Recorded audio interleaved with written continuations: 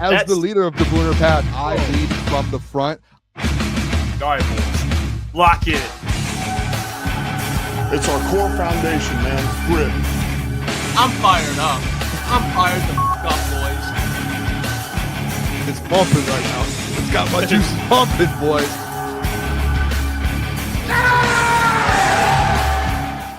Welcome, Detroit Lions fans.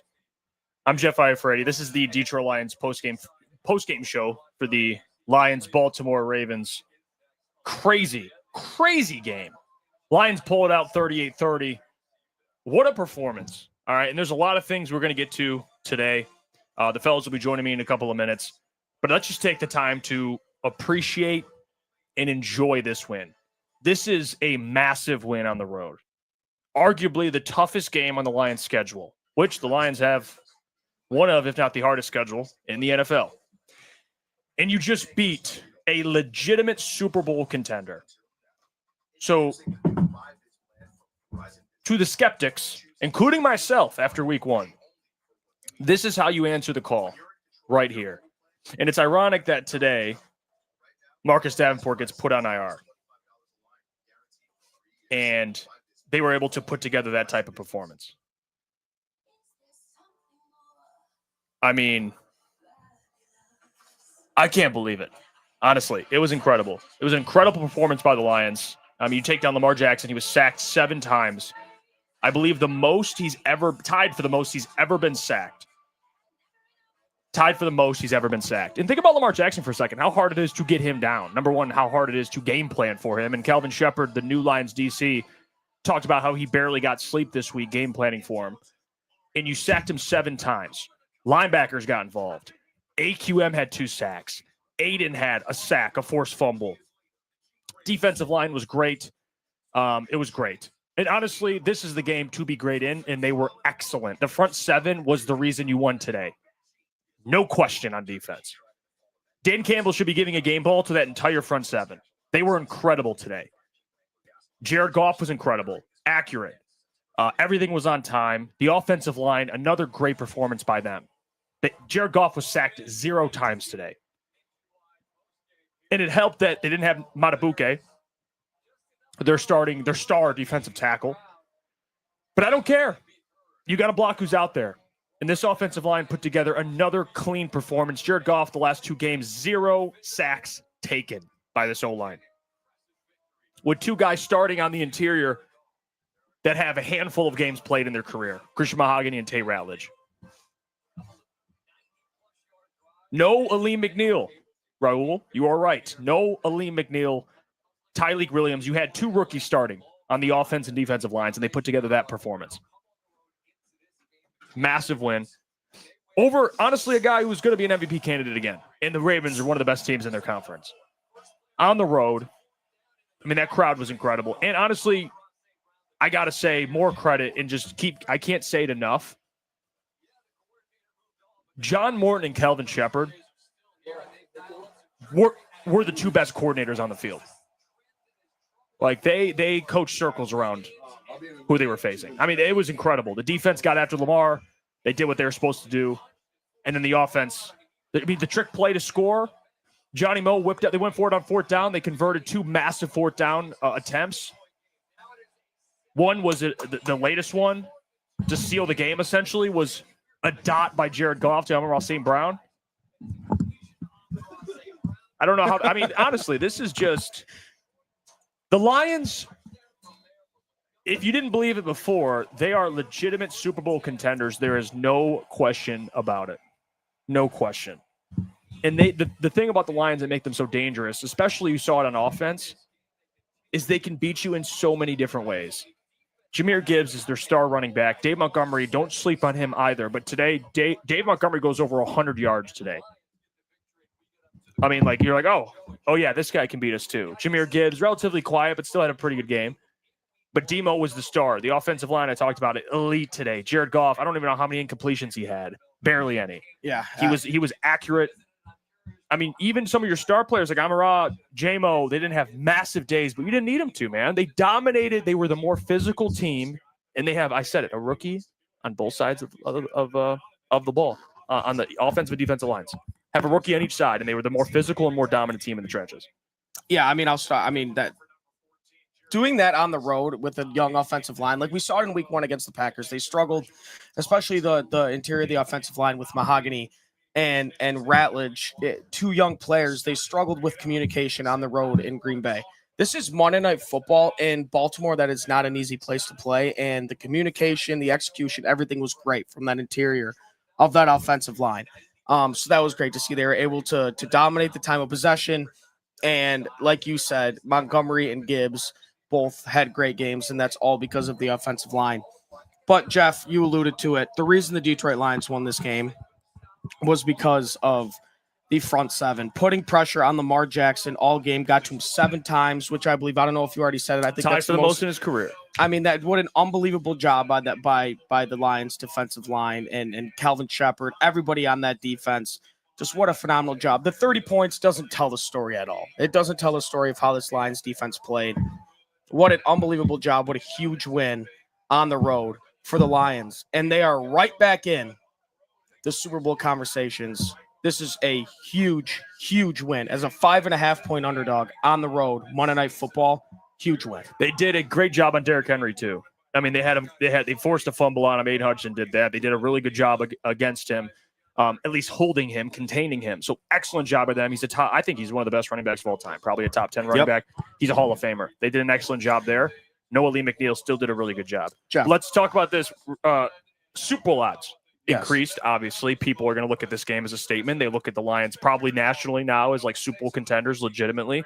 But guess what happened over the weekend? Packers lost to the Browns. They're 2-1. Lions win. They're 2-1. You're back in the mix for the NFC North. Absolutely. It's tough because you got to get the win later in the season in Ford Field, but they're back in the mix now. I'm curious. It could come down to something like that, but I'm curious to see where those odds shift. Yeah, for the NFC North, because there was a point where the Packers were the odds-on favorite to win the NFC North. I believe at like minus 140. And after this performance by the Lions, I mean, I don't know how. I know the Packers beat up on them week 1, but the way they're looking, the way they looked last week against Chicago, a divisional opponent, I think we might see an odd shift where the Lions might be the favorite to win this division. I mean, you just the way you just played against Lamar Jackson in primetime should show a lot of people that I mean, losing both your coordinators, losing all these things doesn't matter. I mean, obviously it matters a little bit, but I mean, they just what a great job. What a great job. But the biggest play of the game, Jeff, was the forced fumble by Hutch. It was massive. I mean, what a play by a big time player in a drive where they could have bled all that clock out with Derrick Henry, and Hutch punches that ball out, I believe, on the second play of the drive. What a play by Hutch. What a play. And you think about all the missed opportunities too. You had a drop pick by Brian Branch. Like what? And you know what happened on that drop pick? Ravens scored. So think about it, you won by 8 points, and you still had other opportunities where you missed on, like that Brian Branch could have changed an entire game. You could have scored a touchdown, prevented the Ravens from scoring. I mean, this game could have been a lot different too. You could have won by another touchdown. It's just it's a statement win. It's a massive win. You put up 40 in Baltimore. You put up 40 in Baltimore. And this is after last week. And here's the thing we have to address, right? And I made this statement last week when people were like, well, Jeff, it's the Bears, dude. It's the Bears. What are you going to say now? They put up 52 against the Bears, and people say it's the Bears. Well, and that was at home. I was at home against the Bears. You put up 40 against the Ravens on the road. What do you say now? You can't say a damn thing. You can't. And they didn't even beat them the way that I thought they would beat them, which is through the air, throwing 1,000. They beat them on the ground. They ran for 200 yards. And the Ravens are known to be a very good run defensive team. You think, oh, well, they get exposed to the air. No, the Lions said, we're going to run it down your throat, and there's nothing you can do about it. And they did that. Yeah. And there was plays where it was 1 yard, 2 yards, minus 1 yard. And then, boom, now they're getting 8 yards. They wore them down over 4 quarters. Yeah, Johnny Moe just showed the rest of the NFL that this offense is not one-dimensional. I mean, Jared Goff threw for 200 yards, and we put up 40. Christopher French, appreciate the $5, my friend. By the way, Super Chats, we'll be reading them on stream. Christopher says that was the linebacker's best game against a running quarterback I've ever seen. Barnes was fire emoji, fire emoji. Yes. Barnes, but from a linebacker standpoint, front seven, you mentioned it. Yeah, they were great. They were great against Derrick Henry. They were great against Lamar. You needed that type of performance to beat a quarterback and running back duo like that. You needed it. And Klotz said it on the show. I mean, you could argue, well, Eagles or Ravens, tougher game. But tougher matchup is Lamar and Derrick Henry. That is the toughest matchup you have on the schedule. And they just did an excellent job sacking him 7 times, one of the hardest quarterbacks to sack. And then you stopped Derrick Henry, or at least contained him. Like, I don't know, man. I mean, Calvin Shepard. Calvin Shepard. What a job. Yeah. I mean, Calvin Shepard, dude, that dude needs to get a game ball, to be honest. Yeah. I don't know if they do game balls for coordinators. If I'm Dan, one for you, one for Johnny Moe. You both get one. And back to the linebackers, too. Like, it's a two-step process to getting to Lamar Jackson. First, you got to get the pressure from the interior. Then you know he's going to run around, and the linebackers have to clean it all up. Yeah. And they did. And the play that honestly probably one of my favorite plays all day, I believe it was on a third down. I don't really remember, was the Trevor Nowoski sack. Nowoski, yeah. That's another linebacker that got sacked. Yeah. Lamar Jackson could have had a clear lane to the end zone. Trevor Nowoski stayed home and got to him. What a huge play. But, I mean. Who do you think gets game balls? Let's say like 3 game balls. I think you give Monty a game ball. I would say Monty. I think you give Calvin Shepard a game ball, but Johnny Moe also deserves a game ball. I mean, dude, you want to talk about that 4th down play? They ran an option with Amon-Ra St. Brown and Jahmyr Gibbs at the 4-yard line. I mean, that was huge. I mean, Chad, who gets a game ball? You get 3 game balls. Talk to me here. Who gets a game ball? You get 3 of them. Give me your 3. You'd give a game ball to. I'll go Hutch, Monty. I'm sorry. I think Calvin Shepard gets one. I got to give Calvin Shepard one. Yeah, I think Calvin Shepard gets one. Yeah. I think he gets one. I'm sorry, Johnny Moe. I'm giving one to Calvin Shepard. 3 game balls. I'm giving one. AQM. Sorry. No. AQM. Hutch has to get one. Hutch and Monty. I'm giving it 2 defensive linemen. I mean, you have to give it to a running back. David Montgomery gets a game ball tonight. Yeah, I'm sorry. I got to give those boys a game ball, man. I'll tell you what. I can't believe this Detroit Lions team went into Baltimore today. This Baltimore team and just won the game. And the fact that going into this year, guys, this Lions team, the question was the schedule. And Jeff, I heard you say it when I was standing over there, like this was probably the toughest matchup easily. Yeah, out of anyone because of Lamar Jackson, Derrick Henry. Offensively, they're stacked from top to bottom. And the fact that they were able to go in there and you know what? I give credit as well to Dan Campbell because they had one hell of a game plan ready to go. And I know they gave up 30 points, but that defense in the biggest moments just kept stepping up. Like Hutch having that essentially the punch out with Derrick Henry, and then the very next possession, Hutch turning around with the sack down the stretch. AQM 2.5 sacks tonight. AQM has 3.5 sacks on the season already, boys. Like, he's incredible. He's been good. And you know what? Full credit because we've always been the ones that kind of pushed back at this edge room and this whole situation with the edge room. AQM, he's good.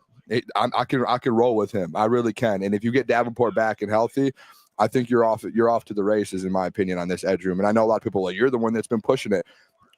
You perform, then you know you can change how you feel about it. And AQM performed tonight in a big. It's not like this was like the versus the Carolina Panthers or the Miami Dolphins. This is versus literally the Baltimore Ravens, a top 5 who we've had in our power rankings, Jeff, a top 5 team in the NFL. Easily. So you have to respect them a little bit, especially with what they have. So yeah, all respect for this Ravens team. But look at this Lions, like we're back. Everyone thought the Lions were. This is why I think this one is so big. Because so many people thought this Lions team was dead. The organization was dead. How many people picked this Lions team to not make the playoffs this year? And all of a sudden, the Packers lose to the Browns and the Lions beat the Ravens on the road. And now all of a sudden, I bet you if you looked at the sports book, what did I say pregame? I said, get your bets in before the game started because if they win this game, it's over for those bets. You're never going to see those again. Yeah, and honestly, there's no doubt in my mind they went into this game mentioning – they've heard the media say the game a couple years ago where the Ravens whooped their ass. I mean, they've heard it all week. They understand people already doubting them with new coordinators, young offensive line. Like they hear all the noise. Like, and I know they have a lot of guys on this team that are a little petty, which it's good though. It's good that they are. Like Amaral remembers every receiver drafted in front of him. They definitely hear all the noise, and they heard it all this week about this game. They went into this game looking to make a statement. There's no way. Like the Ravens were not expecting that. I think they were. I think they were just completely caught off guard. Not that they didn't respect the Lions, but I think they just didn't expect them to play. They played exceptional. I mean, both sides of the ball. The biggest takeaway from tonight's game is there's just this Lions team. It's not like. People thought this year that there was going to be a step back because of the coordinators. They rose to the occasion today. It felt like tonight, the Lions, this is the best Lions team we've seen in 2 years. Tonight's game. And I know they gave up 30 points, but like I would say it's probably their best regular season performance. I mean, I'm trying to think of like any other game. They won 15 games last year and went to an NFC Championship the game before. In my opinion, this was the best game I've seen out of this Lions team because in the past, it was this offense puts 40 points up and you win. It was like Bills. They put it up, and I know, again, they gave up 30, but this defense – you have never seen this defense look like that before. And especially versus a mobile quarterback in Lamar Jackson. They completely have felt like, and yes, the stats might not show it. If you watch the game, though, in big moments, they shut down Lamar. They shut down Derrick Henry, forced to fumble. Like, they stepped up, this defense did, in big moments. And that's something you just have not seen with this Lions team in the past. You can make an argument right now, this Lions team, this is the top 3 team in football. You could argue this is the best team in the NFC right now. Win. And I know they just lost to the Packers 2 weeks ago. That was such a one-off week. If you played the Packers tonight, you beat the Packers by 2 touchdowns. Yeah, it literally, the NFC should go Eagles, Lions, right there. Yeah. There's not even, like, they're right there. And I don't know, people will hear that and be like, better than the Packers. This team today versus the Ravens, like they went on the road and dominated them. It felt like this is a massive win. And but you see the Packers lose with the Browns. I mean, like in the Browns' respect, but that was bad. What they score 10 points? What was that? 10 points. Lost 13-10. I mean, they did not play well. Jordan Love did not play well. But a sequence I want to talk about here in this game is when we stuff the Ravens at the goal line 4 straight times. We have the ball with 1:20 left. Have an opportunity to put points up and kind of just go to the half. We punt the ball back. Ravens score. They're up. They tie the game there. Then the Ravens score out of half too, 21-14. Do you know how many teams would just kind of like with all the momentum on the other team's side just kind of fall on their face? Right. That's a Dan Campbell coach team. We dominated from that point on. From that point on, going down 21-14 out of the half, after having an opportunity to put points up at the end of the half after making a big goal line stop. We dominated after that point. I mean, that personifies what a Dan Campbell-led team is. I mean, just the timely plays, everything. I mean, they're showing AQM right now. Look, all these sacks, dude. 2.5 sacks by AQM. Well, the pass. Remember what Calvin says. You got to earn the right to rush the passer. They, from a run defense perspective, they just held the best rushing team to under 100 rushing yards. 85 rushing yards for the Ravens. Yeah. This is the best rushing team in the league. Last year, they were number 1. And they just held them to 85 rushing yards with no Lee McNeil. Yeah, I mean, what did Lamar have? 30-something, maybe? 30? Yeah, and then Derrick had he like had 35. 50. Derrick Henry had 50. I mean, they ran for rushing yards. The problem is, like, they did run for 4.5 yards per carry, but you put them in a position to where, like, a lot of those just weren't, they weren't working. That's a Derrick Henry 28-yard run for a touchdown.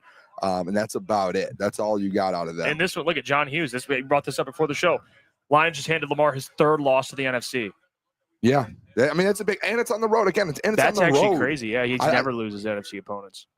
This team is legit, man. I'll tell you what. This might be, to be honest with you, and I don't know if this is prisoner of the moment. Chad, I don't know if you can agree with this or disagree with this. This is the best regular season win in Dan Campbell's career as a head coach of the Lions. Is this right? Am I right or wrong on that? No, I think you're spot on. In terms of like statement, magnitude, it's prime time, Lamar, Lions, Ravens, Super Bowl preview. Am I wrong on that? Best regular season win of Dan Campbell's career was tonight. I think that's pretty fair to say. I think that's fair to say. I mean, this is the biggest statement win they've had during his tenure. All right. I agree. That's just the feeling I get, man. This game just seemed massive. Like, I mean, just from like a narrative standpoint, and then you see like Lamar's 3rd NFC loss of his career. It's like he never loses the NFC teams. You beat him.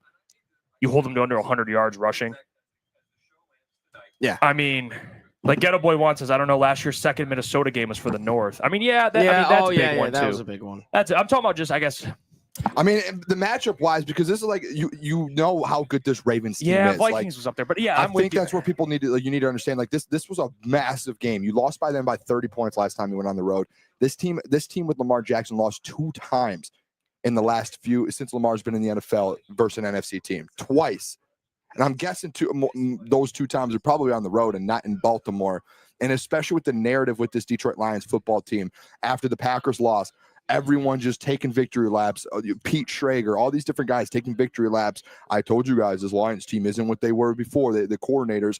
Then week 2, you blow out the Bears and you dominate offensively. Defense gets stops. And then everyone's like, well, it's just the Chicago Bears.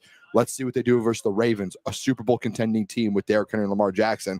And they go in there, and there was maybe 1 or 2 moments throughout the game where you were like, oh, this Lions team is in trouble. And they dominated the whole game.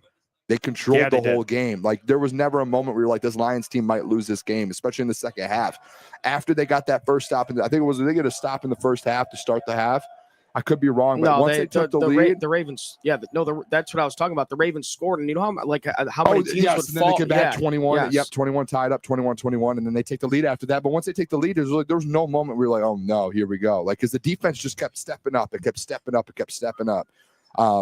It was just a hell of a performance, man, at the end of the day. Like, incredible performance. I'm not going to lie. Me and Jeff talked about it a little bit. I was fully expecting to look at these odds and see the Lions be the favorite in the NFC North. The Green Bay Packers are still the favorite. What is in it? the NFC North? They're minus 125 still. What are the Lions? Plus 200. And in the NFC, the Lions are third at plus 650. The Philadelphia Eagles are plus 350. And the Green Bay Packers are plus 370. But, I mean, before this game, it was a lot higher than that. Can I bring something up? And I don't mean to be too controversial, but I'm just going to stir the pot a little bit. Lamar Jackson speaking to the media, and he pointed out that the Lions used a quarterback spy at times. And are we just gonna not bring up that Aaron Glenn refused to ever use a quarterback spy on running quarterbacks, and Kelvin gets in and uses it, and it was effective. And again, today. I'd like shout out Aaron I'm Glenn. sorry, shout it out. No, but you're right. No, because John Gruden brought this up in his breakdown. I don't know. Remember if he mentioned that they did against the Bears too. Yeah, the quarterback spied Caleb at times, and this is something Aaron Glenn never did. Ever, no media would even ask a question about it because he would be like, enough of this shit. And then Calvin's like, no, we're using quarterback spots. Yeah. And he played linebacker. The most frustrating football game I've ever watched, Jeff, was... And it worked. The Bills game last week. I mean, not last week, last year. Later in the year, where they didn't use a quarterback spy. And Josh Allen ran all over us. Yeah. I mean... And that's putting a lot of trust in your linebackers too. And because Lamar just said they were throwing stunts at him, and he said there's a quarterback spy, and it made it a little difficult. Not that every quarterback spy is going to stop Lamar; you still have to stop him. But I'm just saying, like, I mean, it's also putting. They used a quarterback spy, and look, he ran for 37 yards. Exactly. You know how many times? Jeez. If there's and no they play more zone this year, by the way. Yes. Another fun fact about Kelvin. They play more zone. If there's no spy, you know how many lanes Lamar Jackson had on 2nd and 8s for a 15-yard run to get a first down? People want to act like everything's the same. Kelvin's defense is different. It's a different defense. They might have similar identity when it comes to like their mentality, maybe the Aaron Glenn mentality. But scheme-wise, like John Gruden brought up, they play more zone. They had a quarterback spy. They use a lot of these zone blitz packages, and it's working. Like, Calvin's been doing a great job. So I'm not saying this isn't even about is he better than Aaron Glenn. I'm just using the contrast. It's different. It's a different defense, to be honest. It is different. Yeah, and it's working. So credit to Kelvin, man. He's working. It's similar personnel. He's just doing his own thing. He's using his own scheme. And too, I know Lamar, said they ran a lot of stunts and everything, which they were, which is fantastic by Calvin Shepard drawing all those things up. But the front seven also won a lot of their 1v1s. Which is something that Dan Campbell said. He's like, we need people that are going to win their 1v1s. And that's what AQM did. Hutch did it late in the game. We saw Reeder in the backfield one time. We saw Tyleek get in there a little bit. Nobody appreciate the $5. She's other than Booner is Nowaski, the biggest name on SVSU. Nowaski's above me by a mile. Yeah, Nowaski today, I'll tell you what, too, and I think a lot of people with Nowaski, there was questions in training camp. Will he was going to make the team no matter what? Nowatzki I think he's earned a spot. They're going to, in my opinion, after this year, you re-sign Trevor Nowatzki. This is going to sound crazy.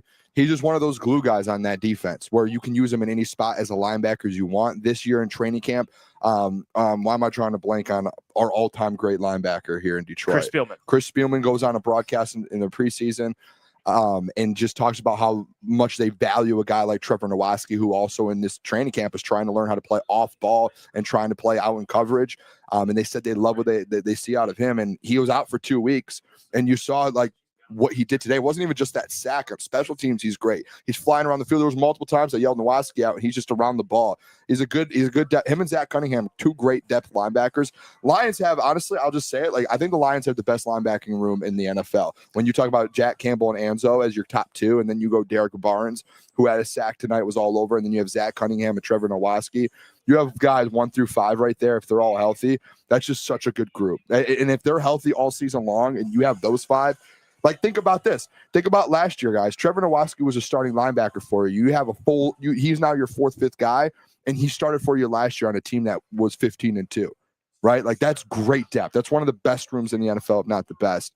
If they could stay healthy. And Malcolm coming back. If they could stay healthy, I'll tell you what, that line. And I think as a defense in the NFL, like, look at the Eagles. Why were the Eagles so good? They were good stopping the run, and they were good in the middle and inside, but also they had guys like Zach Bond. They had linebackers who were elite that's able to do different things, and they're able to rotate constantly. If the Lions have this linebacking core, I think the only weakness of this football team right now, boys, if I'm just being completely honest, because the offensive line dominated again tonight, I'll be interested to see how many times Jared Goff would pressure. You guys want to know the biggest weakness of this Lions team right now? It's your corner room. You can't figure out this corner. This corner room is just it's so bad. Well, let's talk. Well, it's TA. DJ. So AQM gets a game ball. It's Terrion Arnold. Love it. AQM gets a game ball. By the way, shout out Motor City Derek sent 5 Crunch Time memberships to the people. They're showing it on the broadcast right now.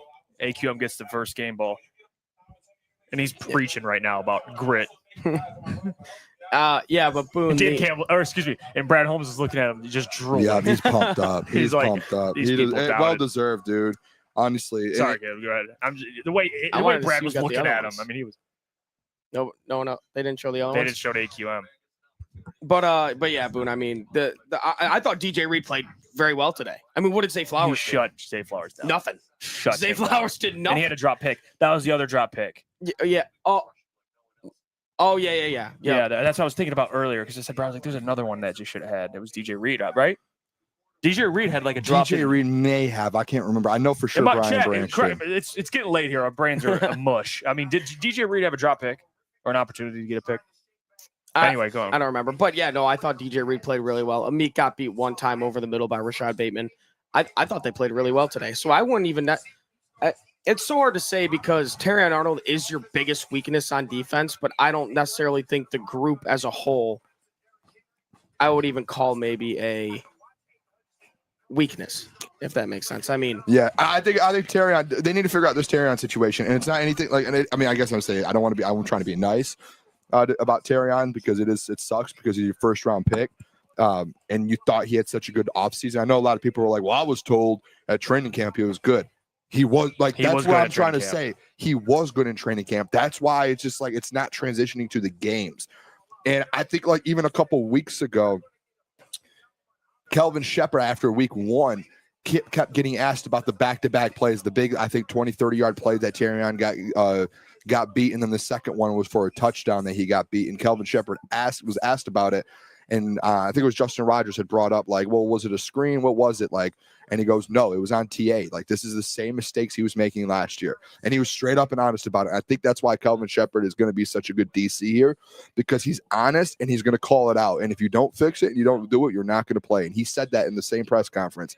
He literally said about TA and all these guys, listen, if you're not going to fix these mistakes, you're going to be on the sideline, and we're going to hold you accountable for it. So I think there's going to be a conversation where TA's got to figure this out. And if not, I mean, there's going to have to be next man up, or you're going to have to make a trade for a corner, or you're going to have to make a move. But you can't be like the 30 points there.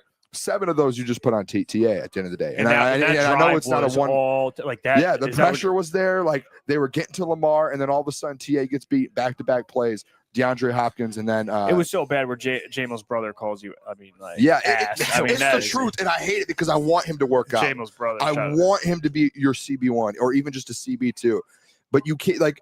You could have won this game 38-24 or 23, right? And then that's not like an exaggeration on it. And they had a garbage time touchdown down at the end. Well, we brought up earlier. So you could have won by 3 Branch. touchdowns. Brian Branch had a dropped pick that turned into a touchdown. Yes. So if he gets the pick, now we're talking about a different game. You could have scored on that play, on that turnover, and the Ravens wouldn't have scored. Yeah, this game could have been a little different too. For sure. I mean, it looks closer than it was. They were up by 2 touchdowns and they got a garbage time touchdown, and then there was like those minute plays. But there was that possession with TA again where.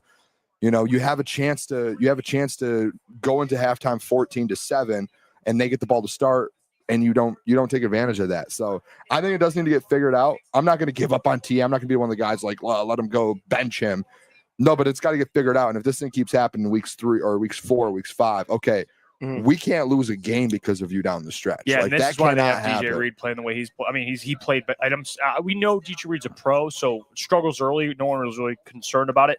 Today, it was the DJ Reed everyone expected to see for the season. He played excellent today. Yep. You know, and they got it. But honestly, you know what helps? Complimentary football when you're rushing the passer and Lamar's under all this duress. That's what happens. And Derrick Henry is on the TV screen right now. He looks absolutely Man, I mean, the line's defeated. broken. Well, you got to think Derrick Henry, look at that. He's fumbled in all 3 games this year. The 2 losses they have, you could put on him. And he knows it. And I'm you guys know me. I'm one of the biggest Derrick Henry fans. I've always been for the last few years. I've told you guys that a million times. For a guy like him, he's a vet too. It's not like he's a young guy. Like he's been in the league for a long time. He looks so defeated. Yeah, but I mean, that was probably his fumble was probably the biggest play of the entire game. Honestly. Because they definitely could have drove down that field and had a 7-minute drive and went down there and scored. Changed the whole game. It really did. That's an all-pro play by Hutch. I mean, that just the awareness, to know that punch that ball out. Such a clean punch. And then he turns around. You know what Hutch does after that? He turns around, and then the very next possession, he gets a sack. Yep. It's unbelievable. That's like the championship plays, man. You start making these punch outs.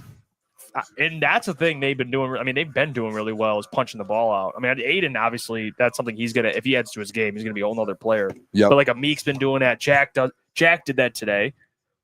Jack, I'll tell you what, Jack Campbell this was an all-pro game. He literally one of the best linebackers in the NFL today. The first 2 games we talked about him, especially we want to see. Didn't we talk about this last week, actually? Who we wanted to see more You said Jack Campbell. Dude, what a performance. I think you said that going into the Chicago game, but then it turns into this game. Look at him, dude. He led the team in tackles with 8 tackles, all solo. He didn't have no assist. Oh, he had a sack? He had 8 tackles, all solo, a sack, a tackle for a loss, and he flew around the field. And he did that with a cut lip. Yeah. His lip, they said it was gushing blood. They said they couldn't stop the bleeding. They threw tape on his lip.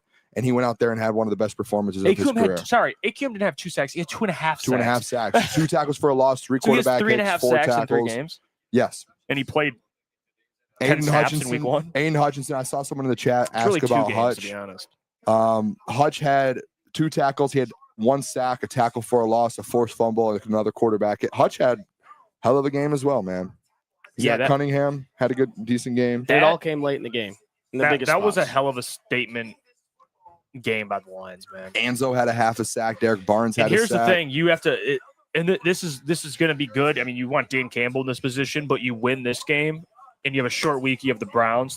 This could be like this is the game you got to watch out for because everyone's going to mark it as a win, and the Browns are going to be like waiting for you. You know, and you can't overlook the Browns. I know it sounds crazy, but you just can't. Can I say something here real quick? The Packers didn't lost. You just got to stay focused. And I'm looking at the chat because I want the chat. I want to see how the chat feels about this question or this statement. At least they're at home though against the Browns. And chat, I want you guys to give me your honest opinion. This was game 3 for Kelvin Shepard, correct? Yeah. This was the best defensive game that I've seen out of the Detroit Lions over 90% of the games with AG as the DC. I think we can go back to that Week 18 game. Yeah, that's where I went with. You could say the Week 18, but again, you guys hear what I said. You guys not listen to what I said. No, you said the number 90% of the games that AG coaches the DC. So there were a couple in there that it was very good, but he's in his 3rd game as the DC, and he just went into Baltimore and shut down Lamar Jackson and Derrick Henry. And yes, Lamar had almost 300 yards and 3 touchdowns, but they had in the second half when push came to shove and you needed to get stops. Shep put up one of the best performances out of the DC versus Lamar Jackson that Lamar and Derrick Henry probably have ever seen in their career.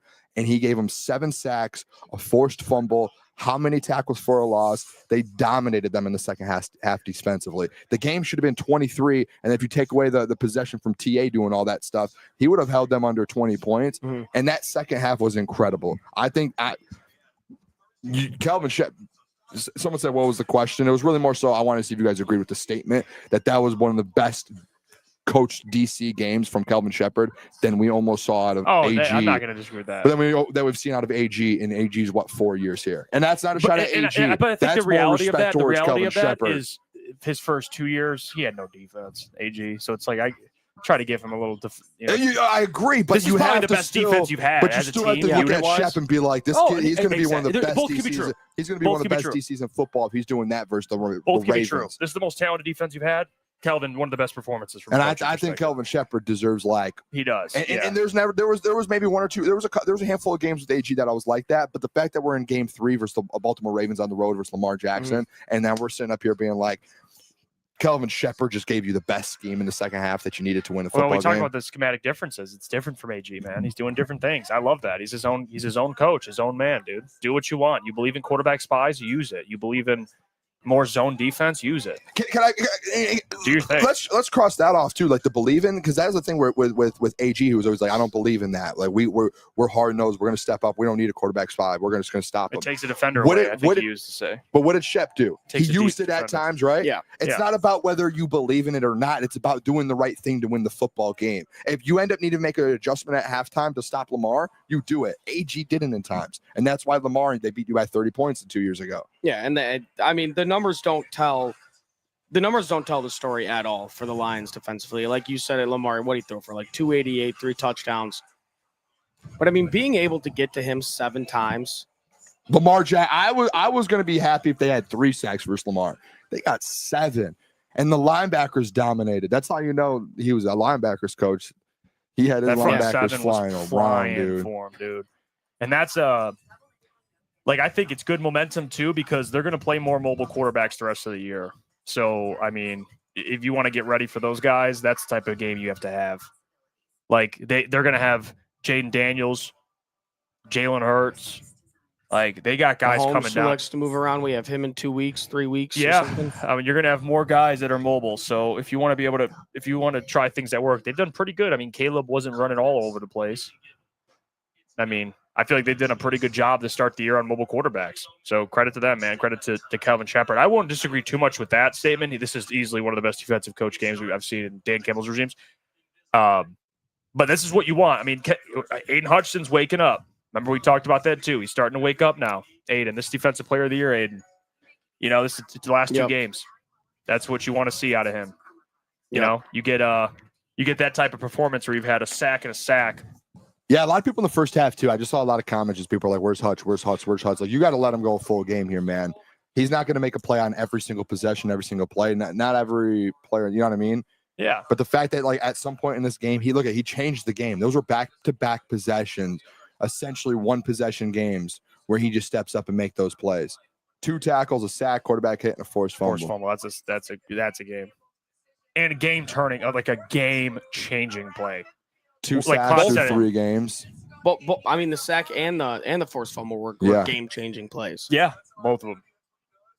And I'll tell you what, too, boys. This leads into confidence going into the Browns game, and then right after that, who do we have? Let me pull up this. I think it's the Chiefs right after that. Then the Chiefs, Bengals. Sorry. The confidence, and then the Chiefs. Yeah. Think about this football team, boys.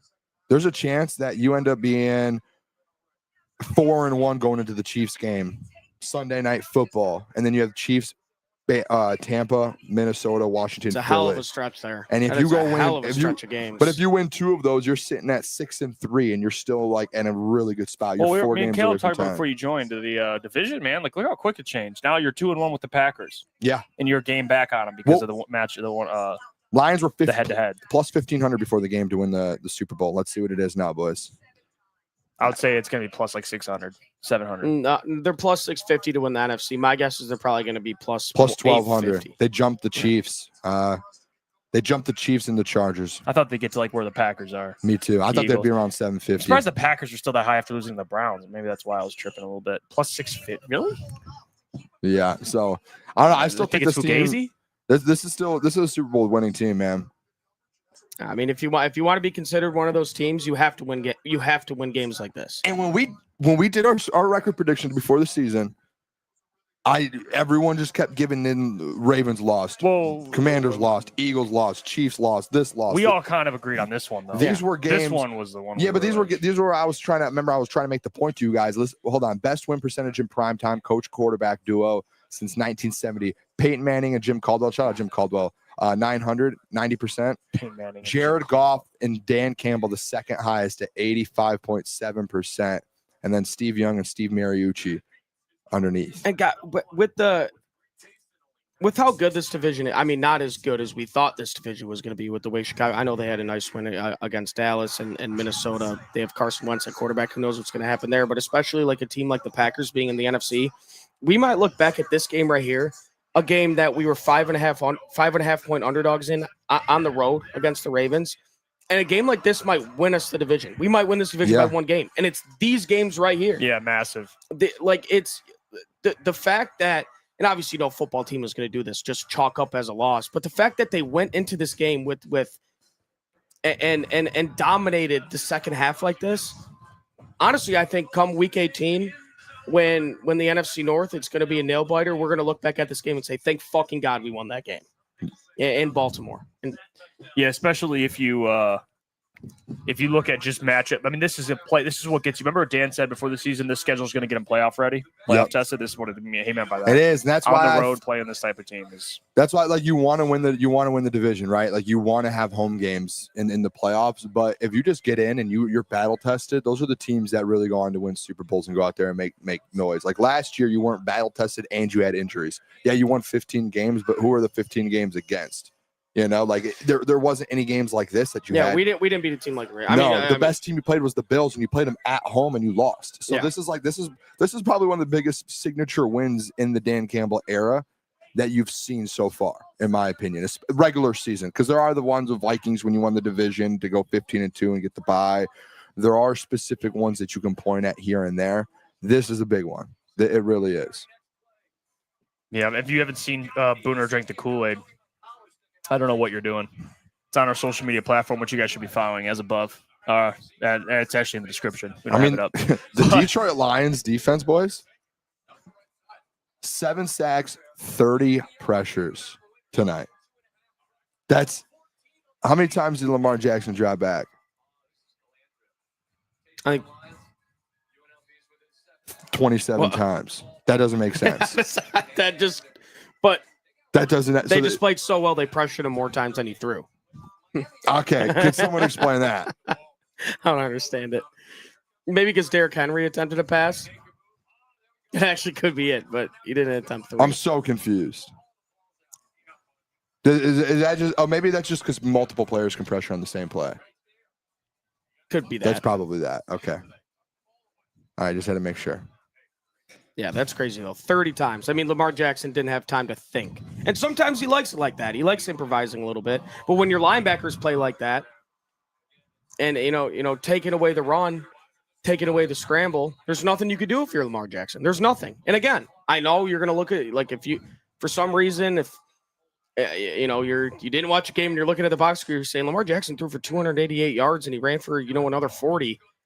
The numbers, the box score doesn't tell the story of this game, what the Lions did defensively to the Baltimore Ravens, especially in the second half. They dominated that second half defensively. Dominated. That was like a royal ass whooping, actually, in the second half. I mean, I've never seen Lamar get that frustrated over an NFC team. I've never seen Derrick Henry that mad. Dude, he got pretty pissed over the one in Baltimore. And I think everybody's like, I've never seen Derrick Henry show that much emotion. That video of him slamming his helmet and falling on the bench is going to be used quite a bit. Yeah, those are moments in when you're probably that well known where you probably like, I wish I could get that one back. Yeah, well, I'm ecstatic, boys.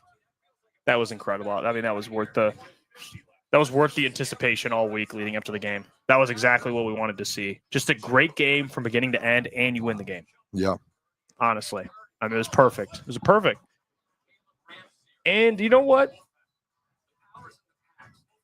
It's good to be a Lions fan right now, huh? It's good to be a Lions fan. It's good to cover the Lions. I mean all you guys should be fired up about that. The keys to wisdom Enjoy said Booner just spills most of the Kool-Aid of blue Kool-Aid on himself. Needs to chug it. Next time, what would happen if you chugged all that much Kool-Aid at one time? I think people want you to get sick. Yeah, no, so I tell the story all the time. The first Kool-Aid chug I ever did, and I came up with the idea, was the Kansas City Chiefs 2 years ago, opening night, got the win. And I attempted, in my mind, I never thought, I was like, I can drink this whole thing. I'm going to drink this whole thing. And I started to do it, and I started essentially just drowning myself. Yeah. So I figured, okay, I just got to, when I started choking on it, I mean, it I wouldn't just be that dumped cool, it. though, if you were like, let's go. And then you were like, For like 5 and then minutes, you started just chugging the chugging. Kool-Aid. Like, Yeah. you're dumping the Kool-Aid on I yourself. will say, into the keys to wisdom's point, there was I'm at the point where I don't try and drink it at all. I just dump it. So maybe I should just try and attempt a couple next week versus the Browns. Get a little hydrated. Yeah, maybe I'll drink a little bit. I'll see how much I can drink. I'll go for it. Yeah. I'll go all in on it, but then I'll probably still dump it because It's just too much. I mean, I it's dare just too anyone to much. try and chug all of that. It's impossible. It's just too man. much. I mean, it's I don't know what else to say on it. It's impossible. Did Dan Campbell speak to the media yet? I'm interested. I want to hear what hold on, let me see. I saw videos of AQM and stuff in the locker room, dude. He looks juiced up. The doc's in Baltimore. Can we get the doc on or no? What the doc do? Oh, what a video. We got to play this. There's no way Dan Campbell just did that to the doc. Just got dunked on by Wait, Dan. what I don't happened? think he got dunked. I think it was like a fun thing. I think it was like a fun Well, thing. not like, it was a funny, he was teasing him. The doc or Dan has some humor. That's good to know. Dan Campbell has some humor. So if people don't know, our guy, the doc. Let me pull this up. So the doc asked Dan about motion in the offense. I don't know if you guys saw that clip. Last week. And Dan absolutely kind of gave him some attitude back. And That went viral too. Very viral. he asked a question to Dan about the defense, and this is what he said, teasing him a little bit. Well, how is this happening? Because we can't hear it now. You're not even playing it, are you? It's not even playing. I'm trying. I want to hear. All right, everyone, stop talking. Stop talking. Dan, with the performance with 7 sacks, how much momentum can a defense get after a performance like that, especially with all the talk on the outside about the lack of sacks in the pass rush? Well, I mean, we know what we got here. We don't need, anybody telling us what we do or don't have it, you know. I mean, I thought you were going to ask me about motion. Okay. So we feel good about it, man. We feel good about it, you know, and look, it takes everybody doing their job. And our guys did that. So it was good. Takes everyone doing their All job. right, there it was. 7 sacks. How much I momentum? love how can a defense- the Dan's just like, I thought you were going to ask me about motion again. Dan just, or Doc just. Telling you, everyone on this team's a little petty in a good way, though. Yeah, I think that's like good from Dan. Dan can acknowledge it, laugh about it now, move on from it. Part you of know? it. Shout out to the DOC, man. He'll be joining us on Wednesday. And by the way, I do have to say this now while people are throwing here. We'll be live tomorrow morning, Oh, yes, we will. 8 a.m. Are we doing 8 or 9? I say we go 8, Think so? I say 9. but then we're giving away. I mean, we could go 8, Let's but I just want compete. to. I mean, we get an hour of us for free with no one else, no other places going from 10 to 11. It'll be 8 or 9. Do you see what I'm saying? I know. By the way, Demont too. It'll be 8 or 9. Demont's asked about his new touchdown celebration. He says, "I like to think of myself as the Joker." Gosh, I love Demont. Yeah, we'll be live tomorrow morning instead of the night. Yeah, we won't be live tomorrow night. We're full show in the morning tomorrow. Yeah, so be there. Come hang out. Yeah, Demont's at the press conference. He's at Aiden Hutchinson's press conference, just hanging out too. That's incredible. AQM. This guy is just. I mean, he's AQM jerseys are selling off the charts. I mean, they're going they like can't. hotcakes. Yeah, they can't keep him on the shelves. This guy had 2.5 sacks against Lamar Jackson. What are the AQM Defensive Player of the Year odds? What are they? Read them to me. I'll tell you what. Tyron Hutch. No, I'm joking. What is this? No, it's don't sleep on AQM. I mean, I think his career high is 6 sacks. He might go for like 14 this year. I mean, this guy might. No, I'm joking. Hold on. What would you set his? So he's at what, 3.5 right now? I'll say what would like you set his season total at? 8.5. He's at 3.5. He's gonna get. He's 7.5. There, he's getting 10. Give me double digits. Wow. I'll say 7.5. Give me double digits. 7.5. 10. Shout out Stanford Steve. What do you think? Too. What do you think of that number? 7.5. Friendly? Or would you go 8.5? Just because he has 3. I don't like seeing this. Well, I mean, they just played a football game. I don't like those shoes though. No. What are those? What are I don't know, those? Jeff. I mean, we'll see after like the week 6 or 7 trade deadline, whatever. If I'm being honest, Aiden Hutchinson with the ice pack on his knee, I think he's fine. But I did see a play. Recovery. I know he has it on one knee. Yeah, you always do that. If you have a sore knee, you're gonna throw ice on it. Well, but I think I saw a play where I looked like he got a sore knee at. He'll be fine. I was thinking about it earlier when I was watching the game. It's like a little. Oh, Derrick Henry. That's who it was. Derrick Henry's helmet went right to his kneecap. And I was like, damn, Hutch didn't even flinch at that. Can we just get this out of the way also? Shout out Klotz, of course. The Cam Scatabo, Derrick Henry thing. Thursday. Klotz, so Klotz, I know you're watching. That is the worst take, I think. That was the most.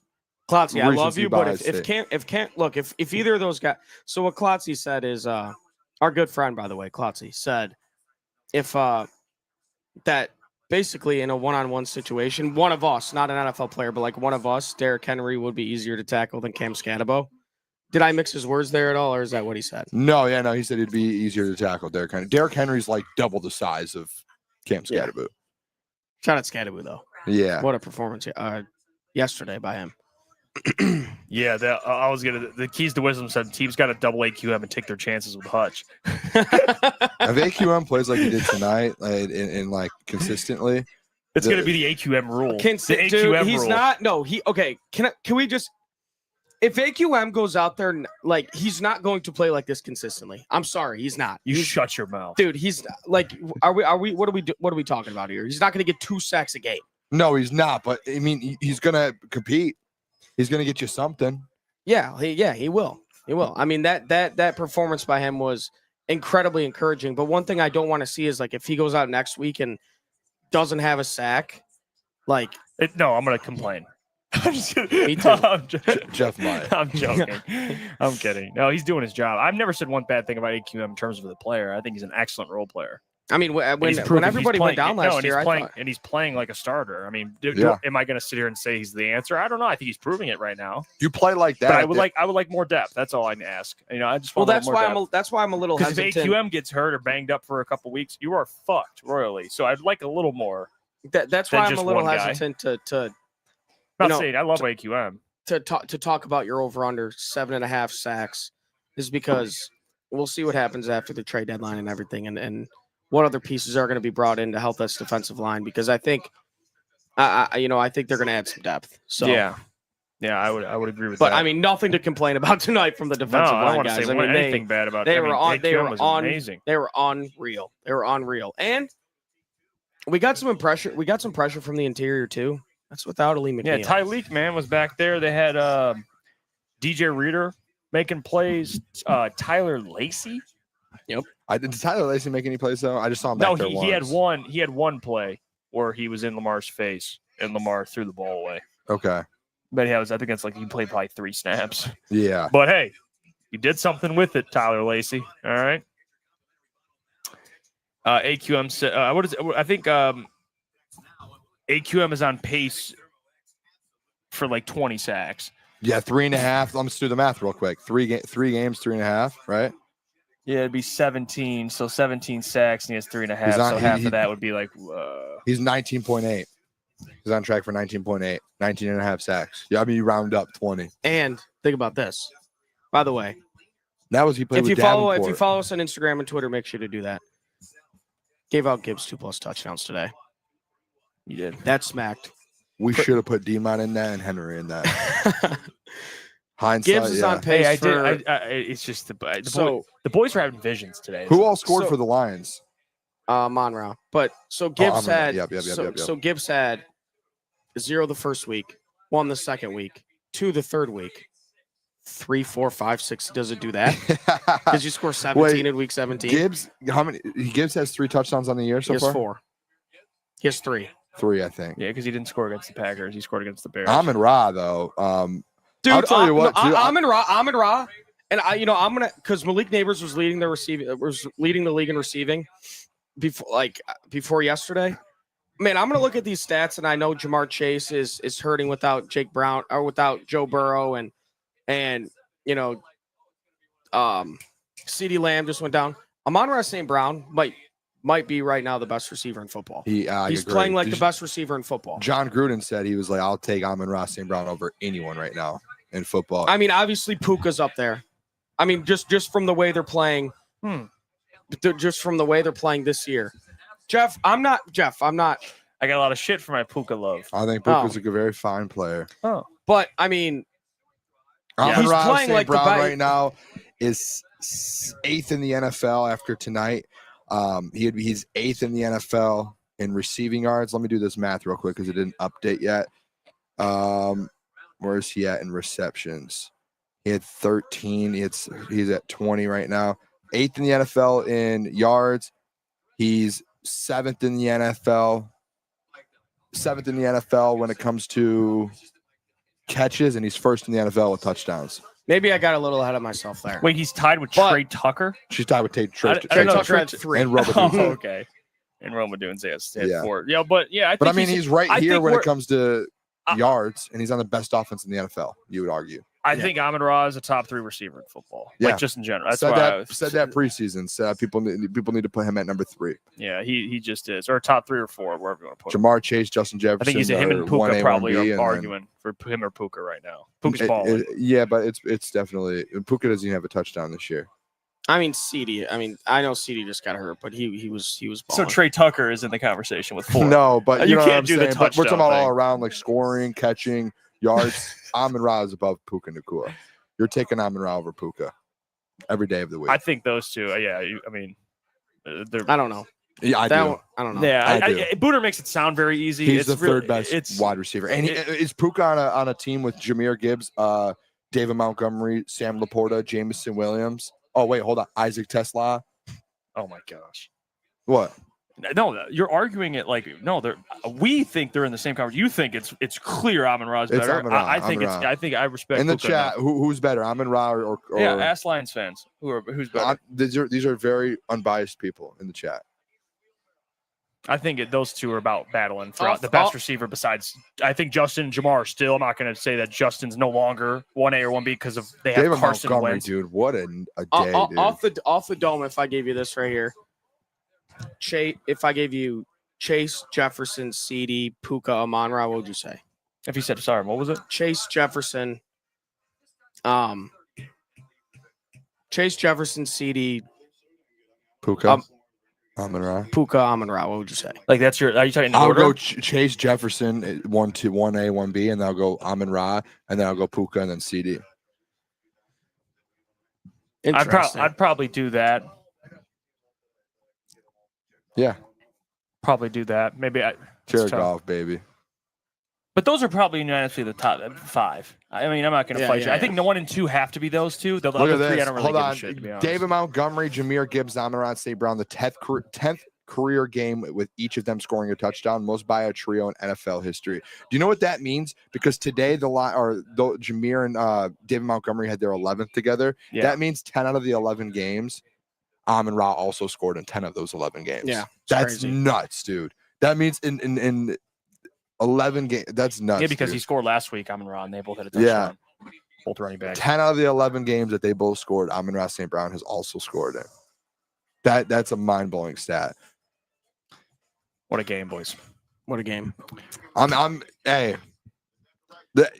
would you guys right now, just prematurely? I know we're on Tuesday, we do our power rankings.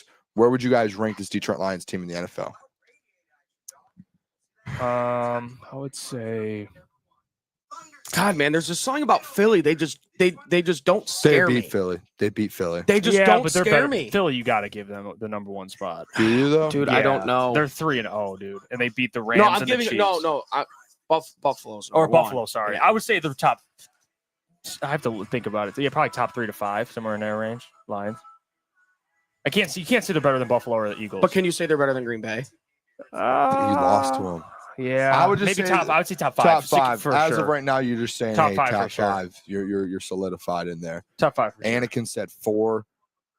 I'm interested to see if there's people, especially the power rankings this week, if there's people in national media that will put the Lions in that top 3. I guarantee we see lists that Baltimore's still ahead of them. I guarantee that it. would be you can't do that. No, I that would guarantee be, you we will. I guarantee it. Dude, I'm that not would be saying I agree illegal. with it whatsoever, but I guarantee they will. Yeah. I would say they're top 5. I have to think about that. Anything like that would be illegal.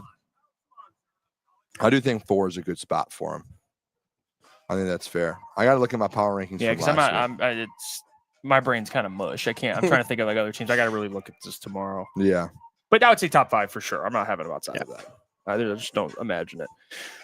We only have 95 likes, and we have over double the amount of people watching. So please like the stream. Hit the like button on the stream. It helps us out, supports us. And you guys were great tonight. Thank you for choosing us and supporting us. Get your merchandise. I'm wearing the Crunch Time Polo, Crunch Time Q-Zip. The boys are hanging out, having a good time. You guys were hanging out with us. So we appreciate all the super chats, the members, the likes, the comments, the love. And we'll catch you tomorrow in the morning. Love you guys. So wake up early and wake up with us. We'll break down the game. But until then, much love to you all. Jeff Iafrate, Booner, Caleb Czarnik, Michael Gentry, See you in the Lukas morning. Klotz. Catch you tomorrow morning.